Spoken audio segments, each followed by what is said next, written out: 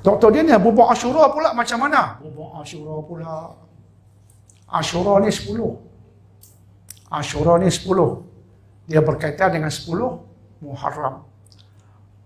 Bubuk Ashura macam saya sebut kat awal tadi, pun Nabi tak pernah buat.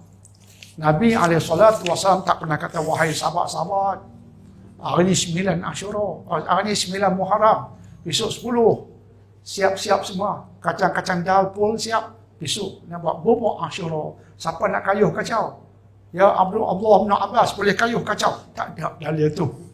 Bubuk Ashura tak ada dalil. Yang ada dalil tentang 10 Muharram apa dia? Yang Nabi sungguh-sungguh buat apa dia? Puasa. Itu hadis sahih. Puasa 10 Muharram kata Nabi SAW, siapa melakukannya, Allah ampunkan dosa 1 tahun yang lepas. Siapa yang puasa 10 Muharram, Allah ampun dosa setahun yang lampau.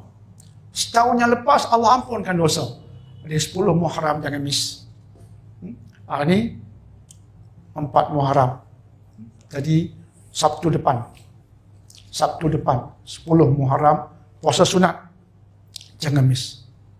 Yang tu yang sepatutnya kita pulun, bukan pulun buat bubuk Ashura. Ada yang mengatakan, ada kitab-kitab lama karangan Daud Fatani, saya tahu ada karangan Syekh Daud Fatani, ada dalam kitab lama dahulu karangan Syekh Nawawi Bantani, ada. Tapi semua tulis tak ada sanad. Cerita tu cerita Nabi Nuh, cerita saja. Dia macam satu cerita, bukan sabda Nabi, tak, satu cerita saja. Dan tak tahu datang dari mana.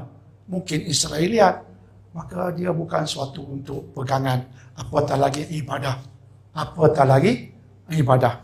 Jadi sekali lagi kita mengatakan, siapa nak buat bubuk Ashura buat, tapi jangan sebut ini sunnah Nabi.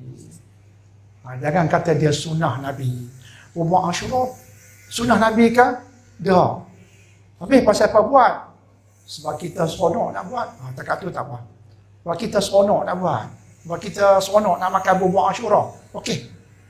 Tak ada salah pun. Nak makan bubuk Ashura, tak ada salah pun. Tapi jangan kata Nabi suruh. Yang Nabi suruh pada tanggal 10 Muharram ialah puasa sunat. Malah sebelum datang Ramadan, para ulama mengatakan Nabi dan para sahabat melaksanakan puasa Ashura sebagai puasa wajib. Bila datang Ramadan, barulah Ramadan diwajibkan, Ashura jadi sunat. Jadi kekal sekarang sunat. Itu yang Nabi fokuskan. InsyaAllah. Okay? Jadi itu saja boleh buat. Boleh buat. Saya tak rigid. Saya kata boleh buat, jangan kata sunnah Nabi. InsyaAllah. Isteri saya baru ni buat bubuk nangka kat saya.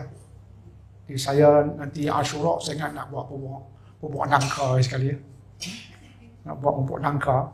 Saya makan bubuk nangka. InsyaAllah. Dan tuan-tuan perempuan nak makan bubuk Ashura, tak ada masalah. Semuanya bubuk. Semuanya adalah bubuk. InsyaAllah. Tapi yang mereka tahu Nabi Nuh buat bubuk macam tu macam mana mereka boleh tahu? Pelik kan? Nabi Nuh tu campur kacang tu, macam mana dia orang boleh tahu? Saya pun pelik. Nabi Muhammad SAW tak pernah bagi tahu. Quran tak pernah cakap. Adapun bubuk Ashura Nabi Nuh, tak ada. Dia boleh tahu detail. Kemudian boleh mengatakan, inilah bubuk Ashura Nabi Nuh.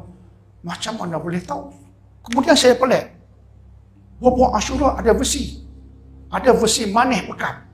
Ada versi, dia katakan versi utara di Malaysia, dia bubuk Ashura campur rempah dengan daging. Wow. Mana satu yang betul-betul Nabi Nuh punya? Saja nak ketuk minda kita. Tapi boleh sajalah, makan je lah. Sebab semuanya adalah bubuk. InsyaAllah. Ya.